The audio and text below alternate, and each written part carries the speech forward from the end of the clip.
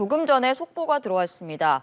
최고위원 후보 8명 중에서 최종 4명이 선출이 됐다는 소식입니다. 신동욱, 김민수, 그리고 양향자, 김재원 후보가 국민의힘 신임 최고위원으로 결정이 됐다, 선출이 됐다라는 소식이고요. 그리고 청년 최고위원으로는 후보 2명 중에 우재준 후보가 최종적으로 선출이 됐습니다. 이와 관련해서 저희가 전당대회와 관련한 내용은 계속해서 지금 전당대회가 진행이 되고 있으니까요. 당대표 선출 결과를 비롯해서 이어지는 내용 들어오는 대로 전해드리도록 하겠습니다. 자, 지금 스튜디오에 박창진 더불어민주당 부대변인 그리고 강전의 국민의힘 대변인 두 분 나와 계신데요. 관련해서 내용 계속 나눠보도록 하겠습니다. 안녕하세요. 안녕하세요. 네, 조금 전에 저희가 속보에서 전해드린 것처럼 지금 일단 최고위원 선출이 됐는데 좀 아무래도 잘 아시기 때문에 신동욱, 김민수, 양향자, 김재원 후보가 최종적으로 선출이 됐습니다. 예상을 하셨던 결과였는지 먼저 여쭤볼게요. 그렇죠. 그런데 저는 개인적으로 양향자, 최수진, 우재준 손수조 이 두 분들은 조금 박빙이지 않을까 생각을 했었는데 역시나 특히 우재준 의원 같은 경우에는 현역임에도 불구하고 손수조 후보와 한 4,000표 정도의 차이밖에 나지 않았다라는 거거든요. 우재준 의원이 어떻게 보면은 한동훈계로 출마를 한 부분들이 있는데 이 부분에 있어서 생각보다 많은 지지를 얻지는 못했던 것 같다라는 생각이 들고 또 김근식 후보가 결국에 당선이 되지 않은 부분들 이게 친한계 입장에서는 굉장히 뼈아프게 다가오지 않을까 싶습니다. 조금 있다가 당대표 선거 결정이 나오게 되는데 만약에 여기에서 조경태 후보가 눈에 띄는 성적이 나오지 않는다면 한동훈 대표가 이번에 출마를 하지 않았음에도 불구하고 친한계가 조금은 흔들리는 이런 모습들도 보이게 되지 않을까 생각합니다. 알겠습니다. 저희가 지금 대담을 진행하고 있는 시간에도 지금 국민의힘 전당대회가 계속해서 진행이 되고 있고요. 지금 생중계 화면입니다. 지금 양향자 최고위원으로 선출이 됐습니다. 네. 지금 소감을 발표하고 있는 모습이고 아직까지 당대표 선출 결과는 공개가 되지 않은 상황이거든요. 이와 관련한 내용은 저희가 정해지는 대로 시청자 여러분들께 전해드리도록 하겠습니다. 이번에는 박찬진 대변인께도 여쭤볼게요. 또 이런 구성에 대해서 어떻게 보시는지. 주목해봐야 될 점은 김재원 후보가 저는 오히려 아닌가라는 생각이 듭니다. 이분이 뭐 소위 말해서 최고위원이 직업인 것처럼 계속 나오고 있고 소위 말하는 반탄파의 일원이었고 뭐 나름 이전에 김문수 대통령 후보 시절에는 한덕수 후보를 대통령 후보로 세우려고 할 때 약간의 각을 세운 면은 국민의힘 내부에서 있었는지는 모르겠지만 일반적인 저와 같은 민주당 지지자나 혹은 국민들의 입장에서 봤을 때는 구태한 인물로 보이기도 하거든요. 그래서 지금 이렇게 국민의힘이 어려운 상황 속에 있고 이 난국을 뚫고 나가야 되는데 과연 이게 쇄신으로 보이는가, 쇄신의 인물로 보이는가 하는 측면에서 상징하는 점이 상당히 클 것 같고 뭐 조금의 위로라고 할까요? 하다면 약간의 색깔이 각각 다른 인물들로 배치된 한쪽으로만 과하게 쏠린 건 또 아닌 걸로 보이는 측면은 조금 긍정적이긴 합니다. 네. 김재원 의원과 관련해서 생각을 해보면은요, 저는 사실 이분이 수석 최고 되실 거라고 생각했거든요. 계속적으로 최고위원을 하고 계셨기 때문에 그리고 김문수 후보가 저희 당의 그 얼굴로서 대선 경선을 할 때도 대선 아예 후보가 됐었죠. 그래서 대선 캠페인 과정에서도 당 후보의 비서실장으로서 스포트라이트를 계속 받았던 분입니다. 그렇습니다. 근데 이분이 신동욱, 김민수보다도 표를 적게 받으신 거예요. 그러면은 이 과정에 있어서 김문수와 장동혁 중에 누구에게 당원의 표심이 더 갔는가를 좀 가늠해 볼 수 있지 않을까 싶습니다. 왜냐하면 오늘 저희가 만약에 과반 득표자가 없으면은 결선을 가게 되는데 결선을 갈 때는 1, 2, 3, 4 등의 득표율을 아무것도 이야기를 하지 않습니다. 그냥 누가 올라가는지만 얘기하고 3, 4등까지도 득표율에 대해서 말씀을 안 드리는 게 이게 결선 투표에 영향이 갈 수 있어서 선관위에서 결정을 한 사항이거든요. 그러면은 만약에 오늘 장동혁과 김문수가 결선으로 올라간다라고 했을 때는 최고위원 선거에서 김재원 후보가 생각보다 득표율이 낮았던 부분들이 신경이 쓰일 것 같다 생각합니다. 지금 조금 전에 오랜만에 국민의힘 당대표 선출을 위한 전당대회 당대표 오늘 투표 결과가 발표가 됐는데요. 최다 합산이 이제 과반을 넘지 않았기 때문에 결선 투표가 다음 주에 이루어지게 될 예정이고 결선에 진출한 사람 후보는 김문수 후보 그리고 장동혁 후보 이렇게 2명으로 결정이 됐습니다. 두 후보 모두 윤석열 전 대통령 탄핵 반대파로 알려진 후보이고요. 예상했던 결과였는지 먼저 여쭤보겠습니다. 네, 저는 뭐 이렇게 김문수, 장동혁 후보로 귀결되지 않을까라고 생각했는데 역시나 불길한 이 예감이 맞았다라는 측면에서 아쉽다라는 말씀을 드리겠고요. 3, 4등 후보가 소위 말해서 국민의힘 내부에서 얘기하고 있는 찬탄과 반탄으로 나뉘는 국면에서 반대쪽에 섰던 민심일 것 같은데, 당심이었을 것 같은데 이분들의 앞으로 낙담이 어쩌면 폭이나 배제로 이어지지 않을까라는 생각이 들어서 더 엄중한 국면으로 국민의힘이 갈 거라는 생각도 들기도 하고요. 김문수 후보 같은 경우 또 장동혁 후보 같은 경우에 빨간색 1번, 빨간색 2번 정도의 차이밖에 없는데 장동혁 후보가 그간 이 전당대회 기간 내내 보여왔던 측면을 보자면 나는 빨간색 2가 아니라 나는 아스팔트 색깔 1번으로 가겠다라고 선언을 한 걸로 저는 보였습니다. 그래서 극으로 치닫는 이 장면이 더 강렬하게 연출될 것 같아서 이 점도 우려가 크다 이렇게 말씀드리겠습니다. 알겠습니다. 김문수 후보는 분열하면 안 된다, 단결해야 한다 이런 메시지를 냈고 또 장동혁 후보는 당원들의 뜨거운 가슴이 기적을 만들어줬다라며 감사를 표했습니다. 김문수, 장동혁 두 후보가 많은 사람들이 예상했던 것처럼 결선에 진출하게 됐는데 먼저 우리 스튜디오에 지금 박창진 부대변인은 돌아가셨고 강성필 부대변인께서 나와 계십니다. 안녕하세요. 네, 안녕하세요. 네, 질문은 나중에 조금 드려보도록 하고 강전혜 대변인님께 먼저 여쭤볼게요. 예상을 하신 결과인지 그리고 소감을 좀 어떻게 보셨는지 여쭤보겠습니다. 그렇죠. 최근에 여론조사를 봤을 때는 김문수 후보와 장동혁 후보가 1등을 바꿔가면서 하는 결과들이 나왔었거든요. 그럼에도 불구하고 안철수 후보와 조경태 후보가 단일화를 하면 이 두 분의 그 단일화로서 시너지가 있을 수 있다라는 이야기들이 있었음에도 불구하고 결국에는 단일화가 되지 않았습니다. 조경태 의원이 조금 더 적극적인 모습들을 보였었는데 안철수 의원 같은 경우에는 진정성이 안 느껴진다, 전화조차 없었다 이러한 이야기들을 했었거든요. 그리고 두 분도 어쨌든 결이 완전히 같은 분들은 아니었기 때문에 함께하지 못한 것으로 보이는데 이 두 분이 단일화를 하지 않았던 것이 전체적인 저희 당원들의 투표율이 지난 전당대회보다 좀 낮게 나온 부분에도 영향이 있지 않았을까 생각을 합니다. 어쨌든 새로운 모습을 보여드리겠다라고 했던 분들께서 내려놓는 모습을 보이지 못했다라는 것, 이것은 좀 아쉽다라고 생각을 하고요. 김문수 후보와 장동혁 후보가 이제 결선을 하게 되는데 내일 한번 TV 토론을 하고요. 그렇습니다. 일요일, 월요일 이틀 동안에 당원 투표와 여론조사를 한 뒤에 화요일에는 이제 발표만 하게 됩니다. 그럼 지금 상황에 있어서는 두 분의 성향이라는 것이 강성으로서 좀 비슷해 보이는 부분들이 있는데 장동혁 후보가 오늘 득표율이 나오진 않았습니다만 최근에 치고 올라간다라는 이야기들이 많았어요. 그리고 앞서 제가 잠깐 말씀드렸는데 우리 최고위원 선거 결과에서 김재원 후보가 생각보다 득표율이 많지 않았던 부분, 신동욱, 김민수 다음이 김재원이라는 것이죠.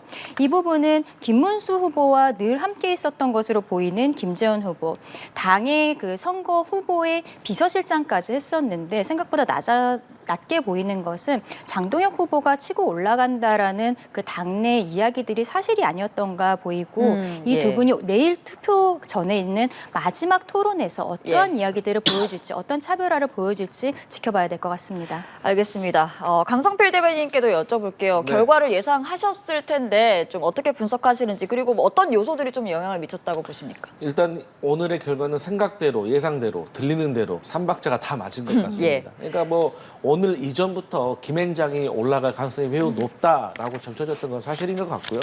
그 증거로서 저도 첫 번째 날 투표를 봤을 때 상당히 높더라고요, 투표율이.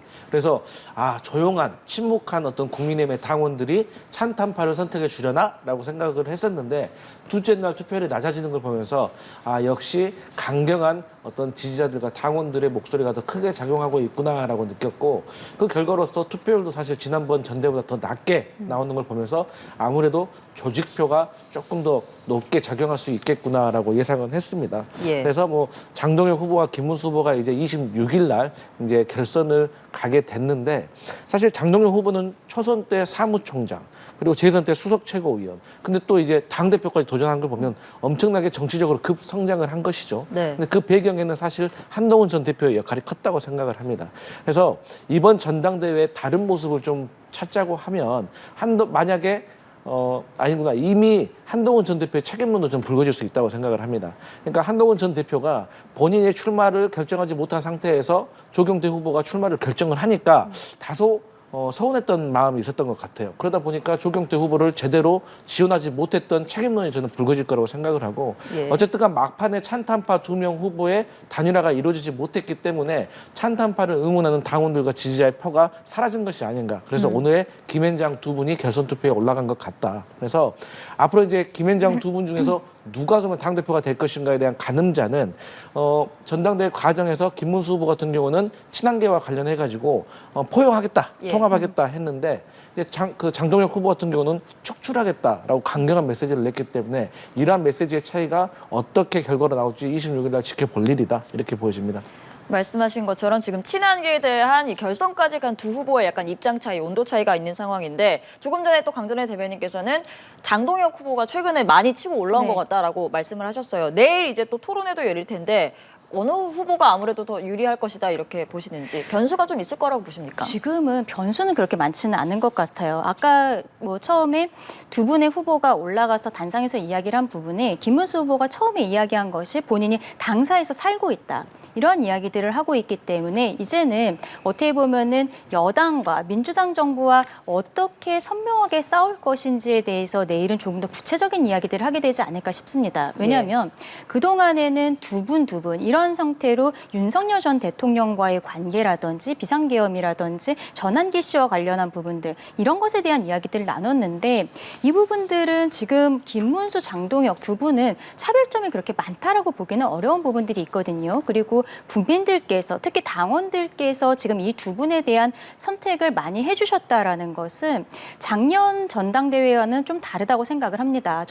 작년 전당대회는 한동훈 전 대표가 윤석열 전 대통령과 사이가 좋지 않음에도 불구하고 60%가 넘는 압도적인 지지율로서 1위가 됐던 것은 당원들께서 혁신을 해라. 그 방향성에 대해서 보여주셨던 거라고 생각을 하는데 이번 같은 경우에는 뭐 찬탄 반탄이라고 지금 프레이밍화 되어 있습니다만 예. 저는 그런 것보다는 당이 지금 똘똘 뭉쳐야 된다라는 메시지들을 당원들께서 주신 것이 아닌가라고 생각을 하고 그래서 내일 토론에 있어서는 그러한 부분들 특히 이제 검찰 해체라든지 이런 것들을 민주당이 앞으로 강하게 나갈 것으로 보여요. 추미애 법사위원장 체제도 이제 시작이 되었기 때문에 이런 부분들에 대해서 구체적인 이야기들이 나오게 되지 않을까. 그렇게 됐을 때는 또 두 분이 한 명은 원 내고 한 명은 원 외에 있는 분들이거든요. 이러한 점에서 차별적인 이야기들이 나오지 않을까 생각합니다. 알겠습니다. 어떻게 하면 단결할 것인가, 당이 네. 하나로 뭉칠 수 있을 것인가에 대한 좀 비전을 잘 그렇죠. 보여주는 후보가 그게 예, 근데 이제 김문수 후보 같은 경우에는 한동훈계에 대한 이야기들이 분명히 나올 것인데 네. 끌어안고 가야 된다라는 이야기를 할 것으로 보이고 장동혁 후보 같은 경우에는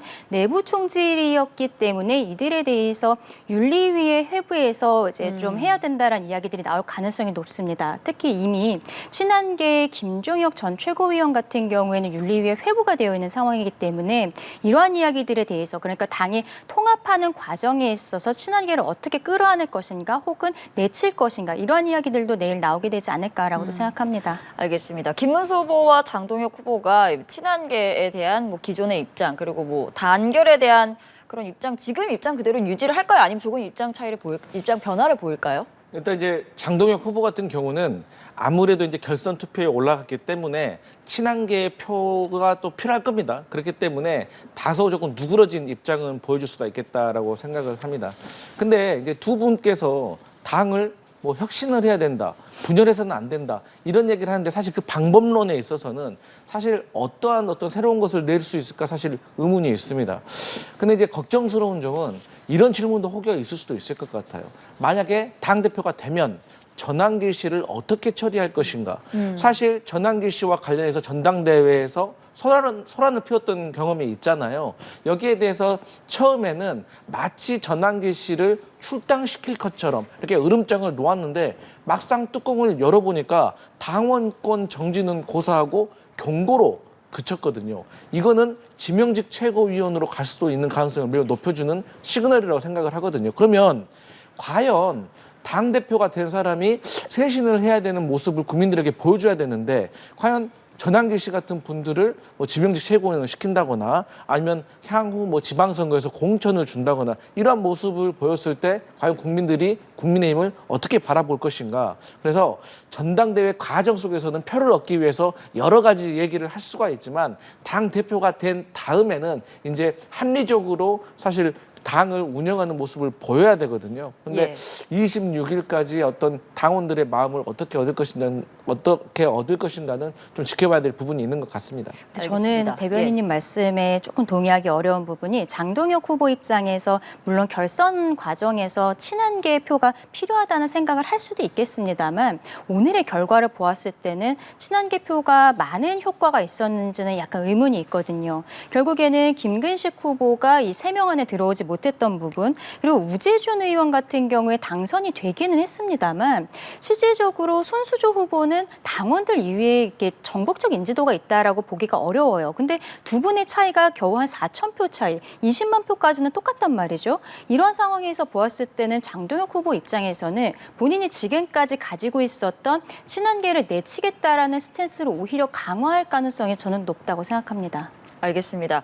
어쨌든 지금 김문수 후보, 장동혁 후보 2명 중에 1명이 이제 당대표로 최종 선출이 될 텐데 이제 여야의 관점에서 좀 봤을 때 당장 다음 달부터 이제 정기국회가 개회하고 여당과 이제 맞닥뜨리고 협상을 해야 할 일도 굉장히 많습니다. 여야 간의 협치가 그 어느 때보다 필요한 때인데 먼저 여쭤볼게요. 이제 앞으로 좀 협치가 이루어질 거라고 전망을 하시는지.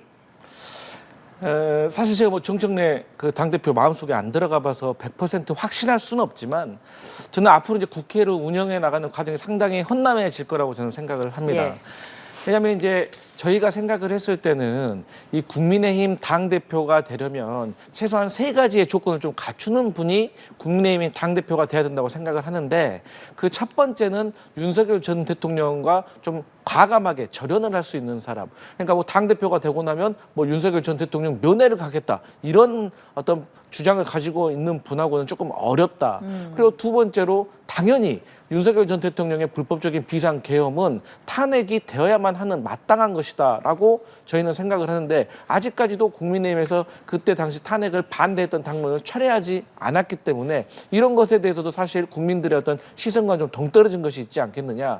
사실 이제 부정선거 의혹 같은 경우는 정말로 허무맹랑한 소리라고 저희는 생각을 하고 있는데 또 이런 것에 대해서 상당히 동조하는 분이 국민의힘에 입당을 해서 국민의힘에서 상당한 영향력을 미치는 것 같아서 사실 이런 3가지 조건, 쉽게 말해서 탄핵의 강을 건너지 못한 분들과 과연 우리가 국회 운영에서 얼마만큼 어떤 협치를 이룰 수 있을까는 사실 걱정되는 부분인데 어찌됐든지 간에 새로운 당대표가 선출이 됐으면 최소한도로 할 수 있는 부분은 최대한 협조해 나가서 하는 모습을 보여야 되는 것은 여당으로서도 좀 필요해 보입니다. 네, 여야의 협치를 위해서는 전당대회 이후에 또 야당 안에서의 좀 쇄신이 필요할 것이다라고 말씀하셨는데 어떻게 전망을 하십니까? 근데 오늘 이렇게 강성의 후보 2분이 결선으로 올라간 것은 저는 민주당이 저희 야당을 바라보는 시선들, 태도들 이런 것들도 영향이 분명히 있을 것이라고 생각을 합니다. 예. 정청래 대표가 악수는 사람과 하는 것이라고 하고 그리고 국민의힘은 위헌 정당이기 때문에 해산되어야 된다라는 이야기들을 굉장히 강하게 하고 있거든요.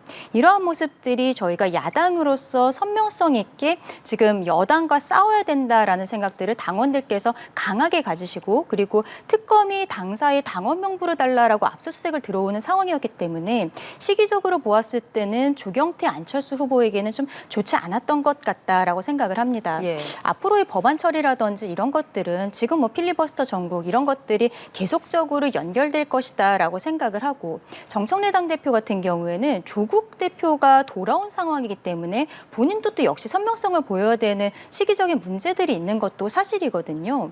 추석 이전까지 검찰개혁과 관련해서 어떻게 법안을 낼 것인지 내부적인 이야기들이 나올 것으로 보이는데 저희 당 입장에서는 아무래도 협치는 조금 어려울 것 같고 대여 투쟁에 대해서 조금 더 집중을 하게 되지 않을까. 근데 오늘 저희 전당대회를 하는데 정청래 대표가 화환을 보냈더라고요. 네. 이재명 대통령도 보냈습니다만 대통령의 화환보다도 정청래 대표의 화환이 지금 더 관심이 가고 있는데 네. 이 화환으로 끝나지 않고 앞으로는 좀 협치의 물꼬가 됐으면 좋겠다라고도 생각합니다. 알겠습니다. 협치에 대한 두 분의 의견까지 들어봤고 저희가 이번에는 주제를 바꿔서 이제 외교 관련 사안도 한 가지씩 여쭤보겠습니다. 이재명 대통령이 한일 정상회담 그리고 한미 정상회담을 위해서 내일 출국을 합니다. 주말 사이에 굉장히 중요한 외교 일정이 줄줄이 이어지는 건데 뭐 여러 가지 난제도 있을 것 같고요. 추측성 기사도 나오고 있는 상황인데 우리 정부가 좀 어떤 자세로 협상에 임해야 할지 그리고 한미 정상회담에서 이 부분만은 꼭 얻어냈으면 좋겠다라는 부분이 있다면 뭐가 있을까요? 일단 이제 한미 정상회담과 관련해 가지고는 이제 방위비 증액 문제라든지 아니면 주한미군의 역할에 대해서 재조정을 하는 것들 그리고 어떤 주한미군의 현대화에 대해서 논의를 할 수 있을 것 같습니다. 근데 사실 저희가 유럽의 어느 국가보다 사실 그 방위비는 많이 증액을 해왔다는 점을 사실 트럼프 대통령이 좀 제대로 인식을 해야 되는 계기가 돼야 될 것 같고 그다음에 주한미군에 관련해 가지고 역할 조정 같은 경우는 어쨌든 미군 내에 어떤 사정도 있는 것이고 또 한반도를 둘러싼 여러 가지 지역적인 어떤 정세 변화도 있을 수 있기 때문에 어느 정도는 여기에 대해서 조정이 있을 수도 있겠다라고 생각을 합니다.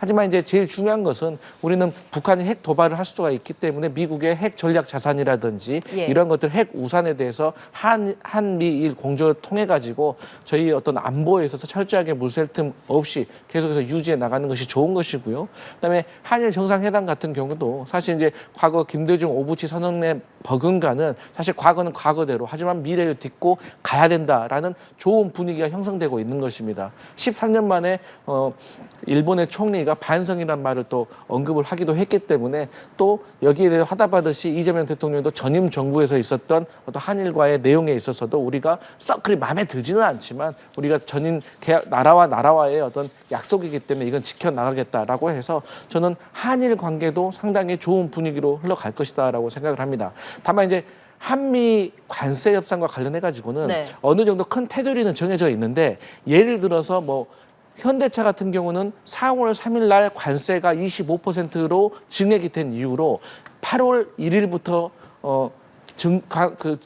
그 관세가 15%로 내려갔다고 하지만 여전히 25%의 관세를 내고 있어요. 그것은 트럼프 대통령의 행정명령을 내리지 않았기 때문이거든요. 그래서 이러한 구체적인 내용에 있어서도 빨리 계약을 마무리하는 것도 상당히 중요한 부분으로 보인다. 이렇게 보여집니다. 알겠습니다. 강준하 대변인께도 여쭤볼게요. 어떤 부분에 좀 중점을 둬야 하는지 우려되는 부분은 없으신지.